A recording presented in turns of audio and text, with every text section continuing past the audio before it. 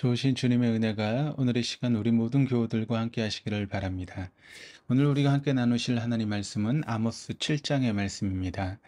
오늘 본문은 크게 두 부분으로 나눌 수 있습니다. 첫 부분은 1절에서 9절까지로 하나님께서 선지자 아모스에게 보여주신 세 가지 환상에 관한 내용입니다. 두 번째 본문은 10절에서 17절까지로 아모스의 사역을 방해하는 한 인물의 모습이 기록되어져 있습니다.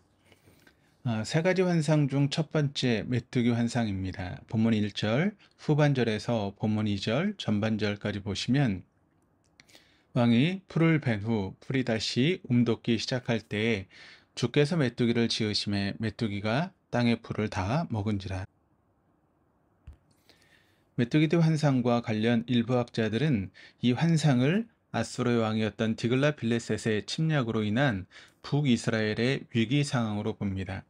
또 일련의 학자들은 이 환상을 문자 그대로 메뚜기 떼 재앙으로 해석하기도 합니다. 어떤 부분으로 해석을 하든 명백한 것은 하나님의 북이스라엘에 대한 심판 계획이 임박했다라고 하는 점입니다. 하나님의 의중을 알게 된 아모스의 행동이 본문 2절 후반절에 나타나고 있는데 주 여호와여 청하건대 사하소서 야곱이 미약하오니 어떻게 서리이까 하매 북이스라엘을 향한 하나님의 준엄하신 심판 계획을 인지하게 된 아모스는 하나님께 심판철의 요청을 드립니다. 그에 대한 하나님의 반응이 본문 3절에 기록되어 있습니다. 여호와께서 이에 대하여 뜻을 돌이키셨으므로 이것이 이루어지지 아니하리라. 여호와께서 말씀하셨느니라. 아모스의 간절한 요청을 들으신 하나님께서는 뜻을 돌이키사 즉각적인 심판을 유보해 주십니다. 세 가지 환상 중 두 번째 불환상입니다. 본문 4절 후반절입니다.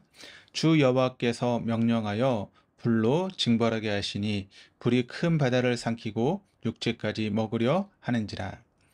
첫 번째 메뚜기 재앙과 마찬가지로 이 불재앙은 외부 세력의 북이스라엘의 침략으로 해석되기도 하고 가뭄 속 실제 일어나는 불과 관련된 재해로 이해되기도 합니다.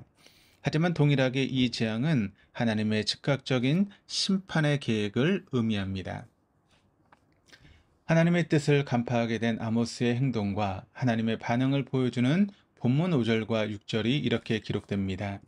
이에 내가 이르되 주 여호와여 청하건대 그치소서 야곱이 미약하오니 어떻게 서리이까 하매 주 여호와께서 이에 대하여 뜻을 돌이켜 주 여호와께서 이르시되 이것도 이루지 아니하리라 하시니라. 첫 번째 재앙 환상과 동일하게 아모스는 하나님께 북이스라엘을 용서해 달라는 탄원 요청을 드리게 되고 하나님은 아모스의 요청을 수락하사 심판을 늦춰주십니다. 아모스는 하나님께서 하나님의 일을 위해 택하신 하나님의 사람이었습니다. 하나님의 뜻에 무조건 순종해야만 하는 하나님의 종이었습니다. 하지만 오늘 아모스는 하나님께 심판 계획을 철회하며 자비를 베풀어 주실 것을 감히 요청하고 있습니다. 비록 남유다 사람이었던 자신이었지만 북이스라엘을 향한 애끓는 마음이 그의 마음속 깊은 곳에 내재해 있었기 때문이었습니다. 신실한 하나님의 사람들에게는 공통점이 있습니다. 나라를 향한 사랑, 민족을 향한 애끓음이 마음 깊은 곳에 자리 잡고 있다는 사실입니다. 비록 그들이 죄악된 길, 어그러진 길로 가고 있을지라도 말입니다.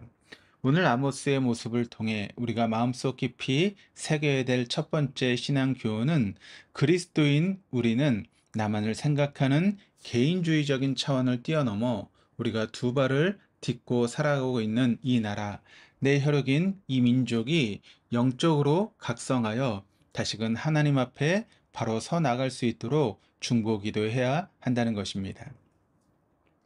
두 번째 환상 이후 하나님께서는 아모스에게 세 번째 환상을 보여주십니다.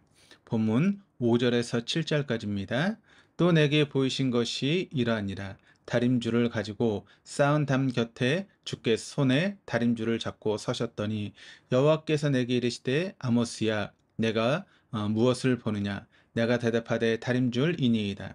주께서 이르시되 내가 다림줄을 내 백성 이스라엘 가운데 두고 다시는 용서하지 아니하리니 이삭의 산당들이 황폐되며 이스라엘의 성소들이 파괴될 것이라. 내가 일어나 칼로 여로보암의 집을 치리라 하시니라.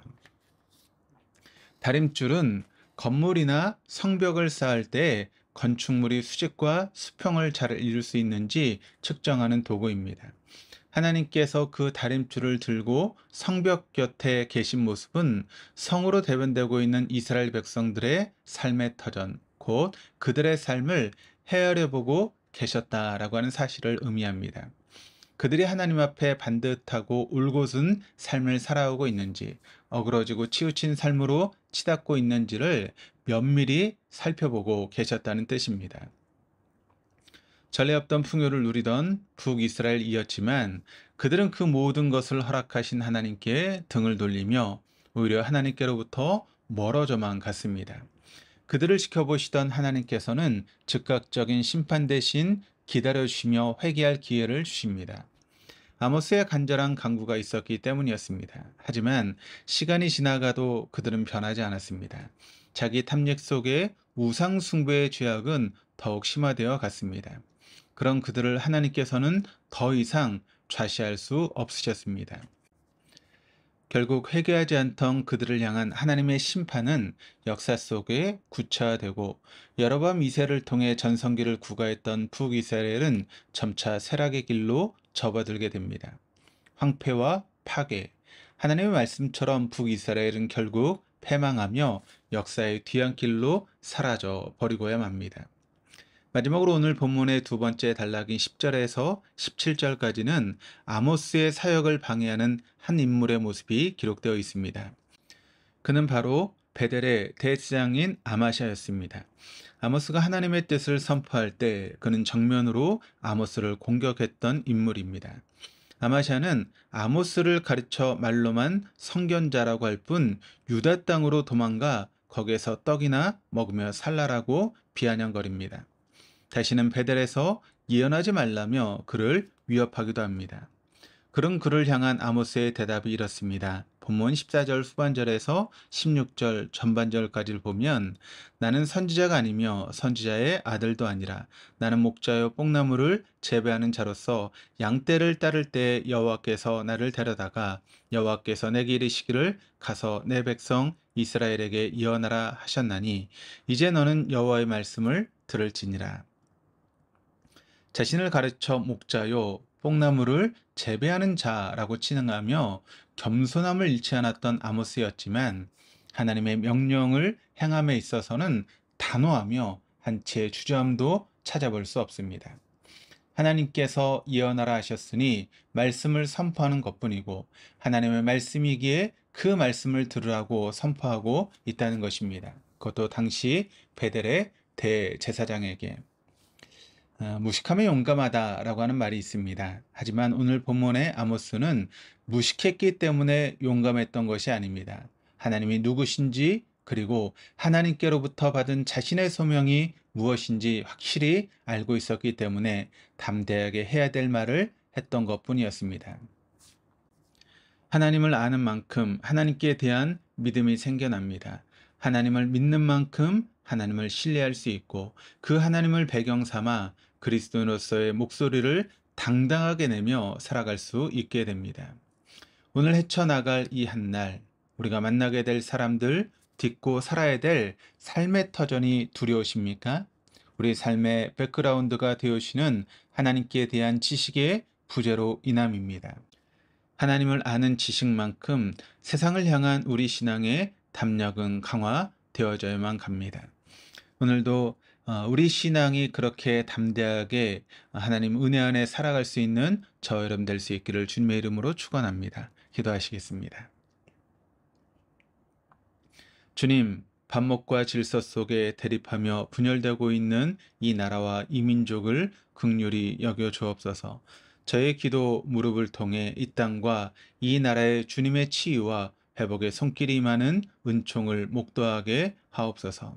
주님, 이 아침 저희 삶의 영역을 차분히 성찰하게 하사 주님께로 돌이키는 결단이 있게 하옵시며 하나님을 아는 지식에 대한 열망 속에 신앙의 담력이 강화되어지는 은혜를 있게 하여 주옵소서. 살아계신 우리 주 예수 그리스도 이름으로 기도드립니다. 아멘.